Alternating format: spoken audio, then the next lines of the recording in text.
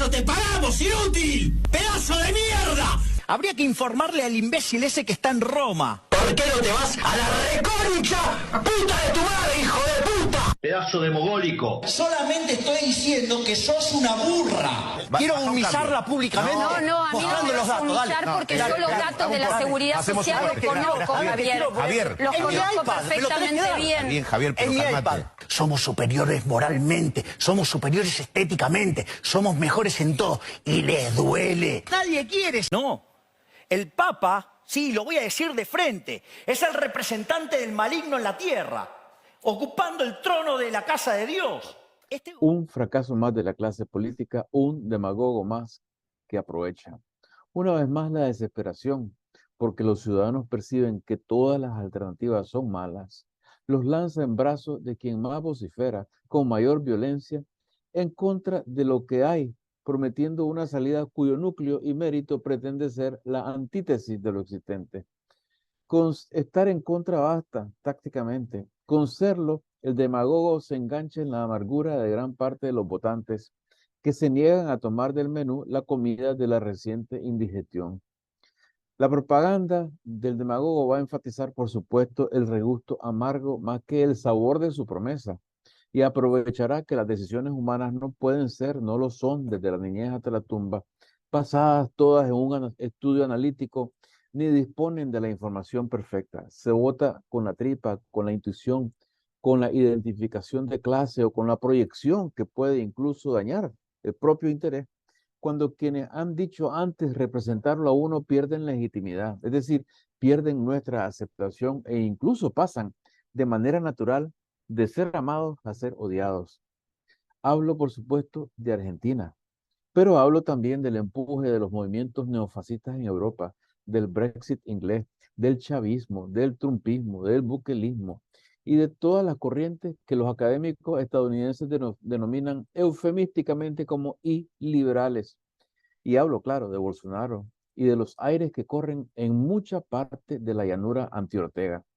Son aires que mezclan el odio al opresor actual y lo mezclan con una disposición a volcar toda energía emocional e intelectual sobre dicho odio y hacer de quien más lo grite en el mundo no solo un aliado, sino un guía, por el mero hecho de alcanzar decibeles y arrugar la cara y exhibir las venas del cuello más que los demás.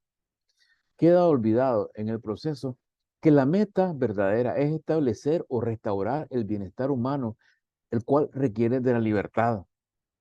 Quedan olvidadas las experiencias terribles de la historia, que entregarse mansamente en brazos de un desconocido que odia a nuestro enemigo es apenas el preludio de una nueva frustración, la puerta por la que se inicia un nuevo camino a la dislocación social, a la dictadura y hasta la guerra. En la desesperanza y la desesperación, grandes masas, en suficiente medida como para determinar el resultado, se olvidan de que el poder político en manos de individuos o grupos proclives al abuso es una medicina que acaba siendo peor que la enfermedad. Se olvidan de que por más que odien a quien hoy odiamos, si nos sometemos a ellos como profetas y agachamos la cabeza en su culto, les estaremos dando un poder que luego de destruir a nuestro enemigo común pasará a agredirnos. Argentina, es verdad, preserva instituciones democráticas que pueden impedir que Milei se convierta en un nuevo Chávez. Pueden, en principio, hacerlo, pero no es seguro.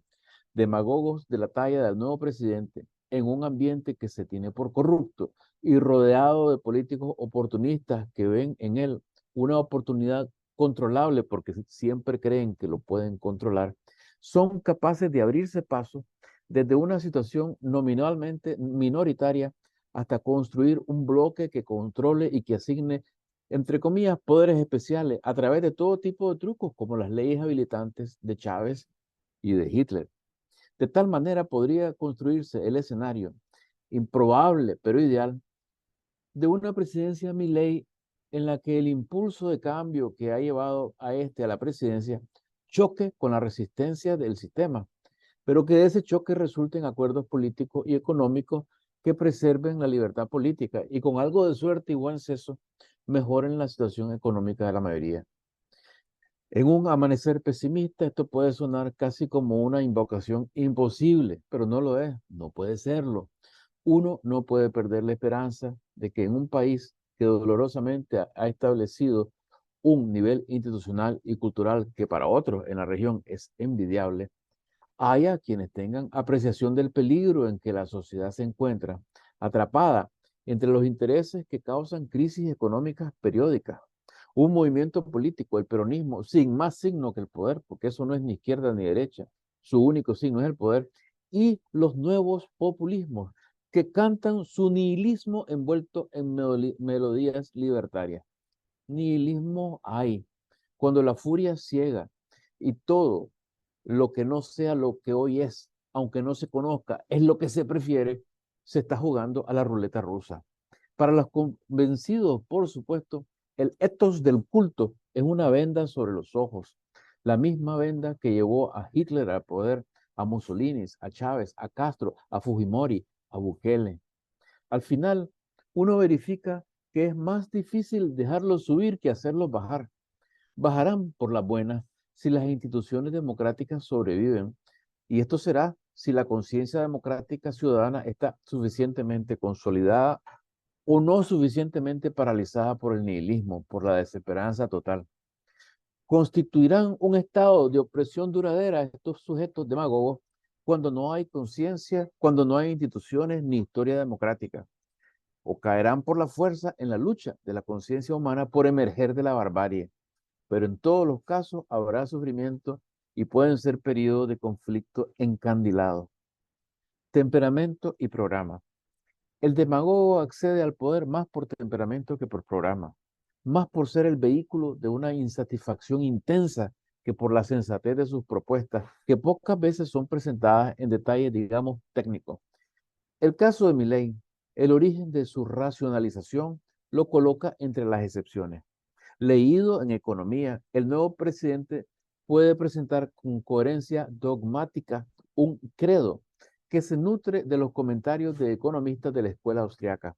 Uso dogma y credo de manera intencional, no para desdeñar la producción intelectual de Hayek y compañía, sino porque ese es el tono preciso en que escucho la recitación de mi ley, el tono de un catecismo aprendido, como el que antes he notado en jóvenes que descubrían el credo marxista-leninista y citaban con fluidez gramatical pero escasa profundidad a Lenin o a los manuales que la Rusia estalinista y sus satélites hacían circular por el mundo.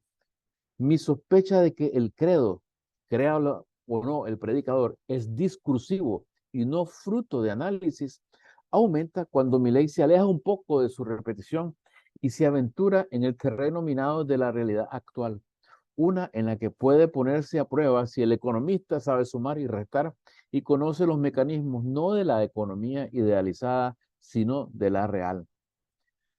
Ojalá cumpla lo que promete, me dice un nuevo partidario.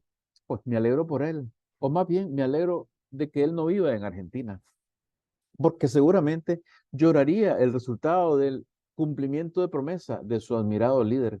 En efecto, la receta de Milei de ser aplicada enteramente está matemáticamente destinada a hacer que Argentina pase de una economía inflacionaria a una que se hunde en recesión profunda, probablemente de larga duración. Tan fuerte y duradero puede ser el impacto que sería una sorpresa extrema que no se tradujera en conflictos políticos extremos que podrían llevar, si no hay retracción o renuncia del gobierno, consecuencias aún peores. Es muy dudoso que puedan aplicarse las transformaciones que Milei promete, fueran o no teóricamente la llave del éxito económico a largo plazo, lo cual es muy dudoso, sin que medie un periodo de desarticulación política de los que en el pasado han desembocado en dictadura militar. Resumo, no es posible un recorte del 15% del gasto de gobierno sin causar una recesión brutal que iniciaría con una fuerte caída del Producto Interno Bruto y a través de los mecanismos de multiplicación que existen en una economía de mercado, crecería, se ahondaría hasta volverse una espiral de colapso, de quiebras de empresas, de impagos de hipotecas y deudas corporativas y millones de nuevos desempleados, reduciendo su consumo y empujando la espiral hacia nuevas profundidades. Añádase a eso el plan de atar la moneda argentina al dólar, plan que ya fue implementado y fracasó a pesar de los mejores esfuerzos en mejores tiempos por más reputados economistas. A un país cuya producción fundamental es materias primas, cuyo precio es denominado en dólares, no le conviene tal esquema. En el corto plazo, su implementación es dudosa de entrada. El Banco Central dispone de muy pocos dólares.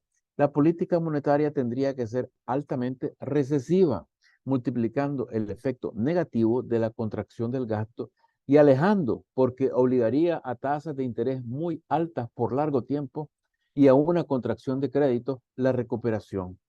En otras palabras, la promesa de cambio de Milei matemáticamente, es destructiva para el consumo y la inversión, sin que presente en el horizonte la solución que reviva a ambos. Aparte de que yo odio a quienes ustedes odian, yo voy a limpiar esto. No hay nada ahí. Pero los números y la lógica económica no perdonan. Los números y la lógica económica no perdonan. Quien no lo crea, tiene abundantes ejemplos en la historia. Búsquelos y los encontrará en diferentes colores y tonalidades en todos los continentes. Dejo aquí la discusión del programa de Milei con la mención de que aparentemente el candidato planteó, entre comillas, eliminar el Banco Central.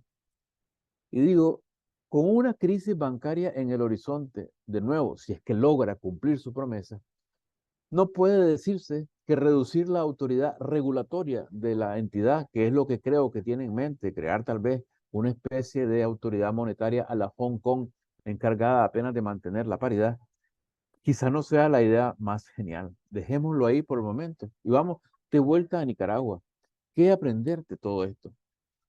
Escuché a cierto presidente de cierto banco central comentar una vez, en este país, dijo, hay dos soluciones, la milagrosa y la práctica. La práctica es que del cielo descienda la Virgen María y nos rescate. La milagrosa es que nos pongamos todos a trabajar como gente seria. Eso dijo. Traduzco al contexto actual. La desesperación y nuestras deficiencias educativas, incluyendo hábitos pobres de investigación, nos están haciendo mucho daño. Muchos de los nuestros han pasado del rebelde espíritu autoconvocado que asume la responsabilidad individual ciudadana de buscar respuestas a esperar soluciones mágicas, hombres fuertes, caudillos mesiánicos, revelaciones divinas y milagros. El milagro, para regresar a la jocosa anécdota, es que nos pongamos a trabajar como gente seria. ¿Qué hace la gente seria en situaciones como la nuestra, que requieren de una lucha ardua contra enemigos implacables? ¿Qué hace la gente seria en situaciones como la nuestra para sobrevivir y hacer que el futuro sea mejor que el presente y que el pasado? Lo primero es delinear, basado en información objetiva, los contornos del problema. En nuestro caso, esto nos obliga a ir más allá del odio contra los monstruos del Carmen. No hemos aprendido nada de la historia y estaremos condenados a repetirla si aceptamos una vez más que aquí el único problema es Ortega, o que primero salgamos de Ortega y después veremos. Vamos a deshacernos de la dictadura de turno, de eso no cabe duda, pero antes ha habido otras dictaduras de turno y hemos tenido unos escasos gobiernos que, si bien no exhibieron los colmillos como dictadura, mordieron y mataron o permitieron que se hiciera. Por tanto, el contorno del problema no es el de los muros del Carmen, sino uno más amplio. Nos enfrentamos a un sistema de poder que ha producido a esta dictadura de turno y a todos los regímenes anteriores, que han existido en función de intereses minoritarios y oligárquicos desde antes de que, en 1838, Nicaragua empezara su vida como Estado independiente. Siendo así, debemos entender que la dictadura de turno, encabezada por la pareja genocida, es el obstáculo inmediato más violento que los nicaragüenses tenemos para escapar los linderos del problema, para liberarnos del sistema de poder oligárquico. Derrocarlos es esencial, pero para resolver nuestro problema debemos asegurarnos de desplazar otros obstáculos que la oligarquía coloca en el camino de la liberación, incluyendo grupos muy bien financiados a quienes disfrazan de representantes de los nicaragüenses, pero que son poco más que sus empleados, pagados directa o indirectamente por la propia oligarquía o sus aliados internacionales.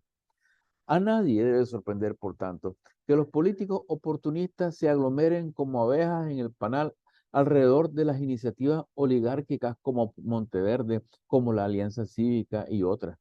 Hacia ahí convergen incluso miembros de la disidencia del FSLN, atraídos por la oportunidad de vengarse de su antiguo líder y ocupar el poder de nuevo. Esta, digamos, alianza impía entre la, entre comillas, izquierda, ex FSLN y la oligarquía, junto a políticos que la población considera simplemente como hambrientos de publicidad y poder, debe ser derrotada también para que Nicaragua alcance la democracia, la libertad con Estado de Derecho. Lo segundo, por hoy, es que hay que abandonar la narrativa de domesticación y cohabitación que los medios pro-oligárquicos promueven. El no se puede, la reducción de lo cívico a la ficción de elecciones y la renuncia al derecho a la defensa propia del pueblo.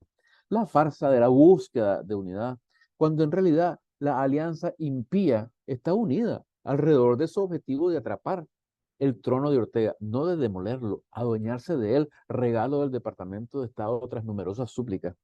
Y solo están perennemente desunidos en quién va a beneficiarse cómo entre ellos. Numerosas y respetables fuentes, por ejemplo, han confirmado la existencia de comités de campaña de, por ejemplo, Juan Sebastián Chamorro y Félix Maradiaga, que han hecho incluso promesas de ministerio, imagínense.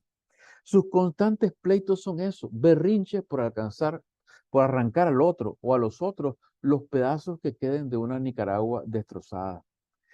Pero saben que sus patrocinadores del Departamento de Estado no les abrirán las puertas del poder a menos que sean obedientes y ordenados.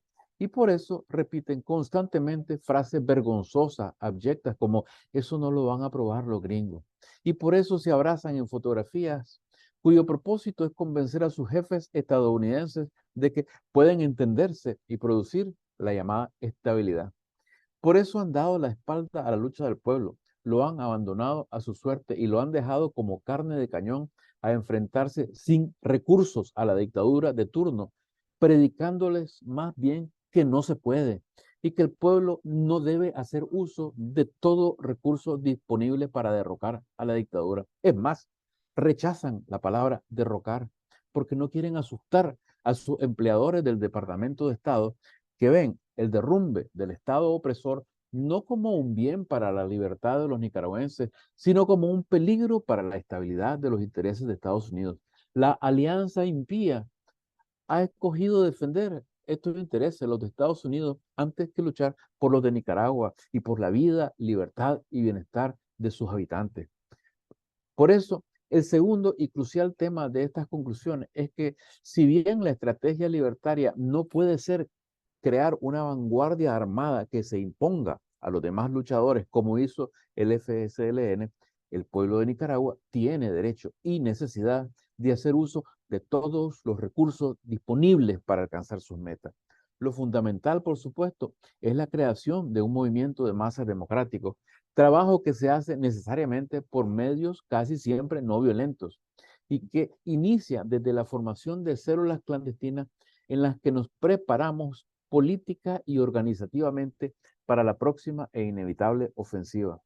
Pero no podemos renunciar a la violencia cuando ésta sea necesaria, si de ella depende la libertad. Nuestro único límite es la protección de los derechos humanos de los inocentes. Lo tercero es que hay que evitar la tentación de las ideologías extremistas y antidemocráticas como las representadas en otros países por Bukele, Trump, Bolsonaro, Maduro, Milei o quien quiera que bajo cualquier color o bandera se presente como Mesías. Cuando pueden, estos personajes terminan siendo los nuevos verdugos, cuando pueden. De hecho, los nuevos dictadores, y eso incluye a la alianza impía de Nicaragua, los nuevos dictadores surgen de entre los adversarios al tirano anterior. Cuidado, ojo, mucho cuidado. Cuidado con los simplismos fanatizantes, con los discursos que se disfrazan de divinidad. Cuidado con quienes pronuncian discursos ambiguos y con quienes reducen la realidad de tal manera que solo el actual dictador es el problema. Por eso dicen, volvamos a la Constitución, como si la Constitución no fuera un documento autoritario, aberrante, producto de la manipulación de una élite económica y sus aliados políticos en contra de los intereses de los ciudadanos que no gozan de privilegios en el sistema.